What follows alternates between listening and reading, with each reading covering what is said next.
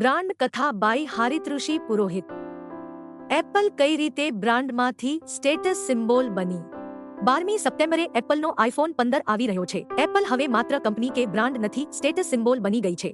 સૌ કોઈને ઈચ્છા થાય કે એપલ જેવી આપણી પણ બ્રાન્ડ બને। એપલે એ સફળતા કઈ રીતે મેળવી? બ્રાન્ડની શરૂઆત Steve Jobs, Steve Wozniak, Ronald વેઇનની ત્રિપુટીએ 1 એપ્રિલ 1973માં લોસ અલ્ટોસમાં કંપનીની શરૂઆત કરી। ઇલેક્ટ્રોનિક્સ કિટથી કમ્પ્યુટર બનાવવાનો અનુભવ હતો, પણ કમ્પ્યુટરને લોકો અલગ રીતે જોવે તે માટે શું કરવુંની નેમ હતી।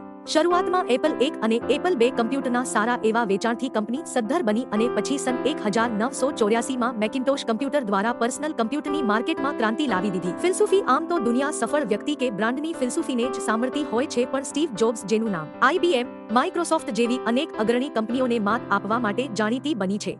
એવી પ્રોડક્ટ બનાવો કે જેને રિપેર કરવાની જરૂર જ ન પડે, એટલું યુઝર ફ્રેન્ડલી બનાવો કે અભણ પણ એને વાપરી શકે। મન પડે ત્યાં સુધી વાપરો અને પછી ફેંકી દો, કારણ કે નવું વર્ઝન સવારે જ મળવાનું છે અને બદલામાં ધરાઈ જાય એટલો નફો મેળવો। સ્ટીવ જોબ્સને પાવર પોઈન્ટ પ્રેઝન્ટેશનથી નફરત હતી। આથી રિસર્ચ ટીમને કહેતા કે જે પણ ડેવલપ કરો છો તે મને હાથમાં આપો, ફીલ કરો। આપણે ફક્ત પ્રોડક્ટ નથી બનાવતા, આપણે દુનિયા બદલવાની મહેનત કરીએ છીએ। તો એ તબિયતથી કરો, શાથી કરો। એપલ સ્ટેટસ સિમ્બોલ શું કામ? આઈફોન પહેલા ફોન ફક્ત ફોન હતો, ધીમું ઇન્ટરનેટ, મ્યુઝિક ઠીકઠાક સાંભળવા મળે, બસ વાતચીત થાય એટલે ભયો। અત્યારે સ્માર્ટફોન ફક્ત વાતચીત માટે કોણ લે છે? એમ એપલ પ્રોડક્ટમાં કોઈ પણ એપ ના ચાલે, એપલ માટે સ્પેશિયલ બનાવવી પડે। કંપની સિવાય રિપેર કરવું પણ મુશ્કેલ, બિલ વગર ખરીદવું પણ મુશ્કેલ, કેટલા બધા નિયમ જાળવવા પડે। છતાંય કાલે એપલની નવી પ્રોડક્ટ લોન્ચ છે તો આજે રાત્રે એપલ સ્ટોરની સામે લાઈન લગાવીને ચાહકો ઊભા છે।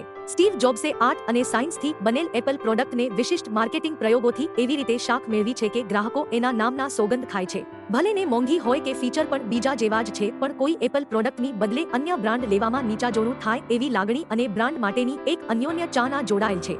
FBI પણ એપલને પ્રાઇવસી મુદ્દે કંઈ જ કહી ના શકે એટલું એપલ ગ્રાહકો માટે સંવેદનશીલ અને વફાદાર છે। એપલના હરીફ કોણ? ગૂગલ, માઇક્રોસોફ્ટ કે સિલિકોન વેલી કે બેંગલુરુ કે દુનિયાના કોઈ અજાણ્યા ખૂણામાં બેઠેલો કોઈ ટેકનોક્રેટ હરીફ જ ગણાય। એક નાનું એવું સર્જન ક્યારે લોકભોગ્ય બની જાય અને આપણી કાર્ય કરવાની રીત કે જીવન જીવવાની રીતને બદલાવી શકે। દાખલા તરીકે વોટ્સએપ એક ચેટ એપ છે, પણ અત્યારે એના થકી થતા ફેરફારો નોંધો। દરેક ટેકનોલોજીવાળી કંપની આવી દુનિયા બદલાવતી શોધ કે ફોર્મ્યુલાની તાકમાં હોય છે, પણ એમાં જે દુનિયાની નજરે પહેલો હોય તે ફાવી જાય છે। સ્ટીવ જોબ્સના અવસાન બાદ એપલની સ્પીડ થોડી ધીમી તો જરૂર પડી છે, પણ રીતમાં કોઈ ફેર નથી પડ્યો, કારણ કે તેમને નવા પ્રયોગો કરતા કોઈ રોકી શકે એમ નથી અને તેથી જ તે આગળ રહે છે। એપલને ખબર છે તેની પાસે ગ્રાહકો નથી, ચાહકો છે।